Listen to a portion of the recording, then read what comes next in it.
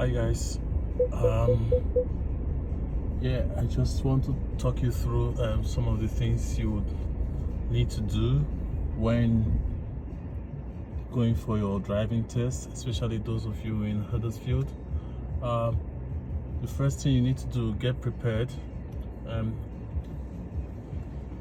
leave behind plenty of time. Leave in plenty of time so you don't start hurrying or rushing or getting so anxious or nervous. So leave early, get to the test center at least 30 minutes before the time, and then when you drive into the test center, the first thing you want to do is to ensure that you are parking correctly on a parking bay. Don't just say, oh, because the tests have not started. You must park correctly on a parking bay. Okay, you must park correctly on the parking bay, without stepping on any of the the lines, the white lines. Just park correctly, and then make sure you also have, if you're using your instructor's car, everything is already in place.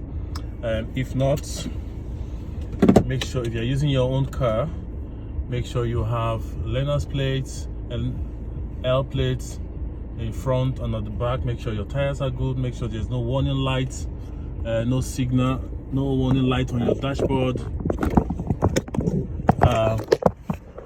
Make sure there's no warning light here. Everything is good. No check engine light or anything. And you want to also make sure your car is neat, clean, tidy, not having rubbish everywhere, dust. No, it's a bad impression. Make sure your car is clean inside and outside. Make sure there are no broken headlights or backlights or tail lights and everything like that. And then we know you're ready for the test. Then you can like I said, make sure you park correctly in the bay, and then when you come out, you step out of the car, double check that you are parked correctly on the bay. Okay, double check you are parked correctly. Okay, double check both sides that it's okay. Then lock your car.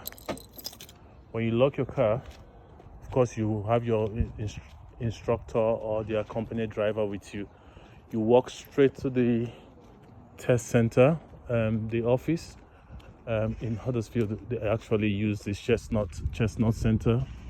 You walk towards the entrance, which is somewhere around the back of the building up there. When you get to the building, the first thing you will do is some people just sit down in the reception, which is okay, but it's also good to register your presence with the receptionist that's there, and then sit. They'll just tell you, okay, you just go sit down in the reception area, and then you just sit around there, and then different examiners will come in at different time. Then one of them is going to come in and call your name here. So this is the entrance, and then the door on your right hand side is the office where you need to wait, but straight down you see a receptionist that you could speak to. So once that is done, they call your name, you show them your provisional license and your test results, and then they pick up their folder and they walk out.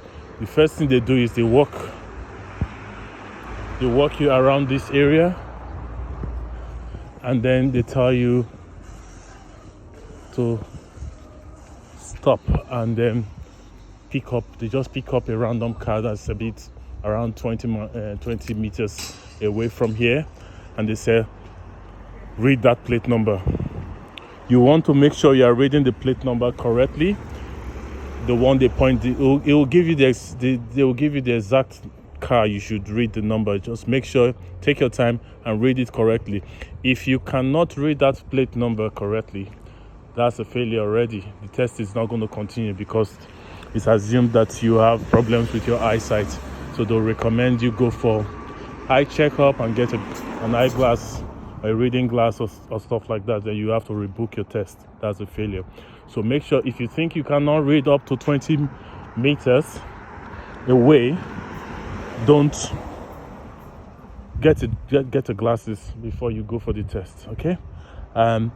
Then after reading the car, the plate number, they would say you, okay, take me to your car. So what you need to do is just walk up to your car. The examiner wants to also see if the person did they park well and all those stuff. Then, you know, they walk up to your car, they'll tell you, then it will get to the tell me question. So they could ask you to open your bonnet. You want to know how to open the bonnet. If it's not your car, ask them to show you how to do that. To ask you to open your bonnet, and then you could tell you, oh, can you tell me how you would know that your oil level is okay, is sufficient? That will come on another video. Tell me and show me question.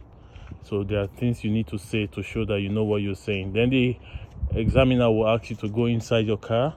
Make sure you go inside your car and use your seatbelt. Don't start the car. If you start the car, it's a failure already.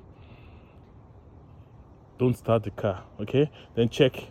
The examiner will be outside checking your car, making sure the tires are okay, that there are no budgies or cuts on the tires, checking that the tail lights and all those stuff are okay, not broken. You know, those are things he wants to see. Or your side mirrors are okay, not broken. You know, anything that could cause a safety problem or so, they want to look at that. If they check and find out that everything is okay, your learner plate number, so your L plates is displayed in both in the front and at the back, and it's well seen, can be seen, and then they will come into the car and they will give you some instruction and tell you, okay, let's set off. All right, I hope that helps. Thank you. Cheers. Bye.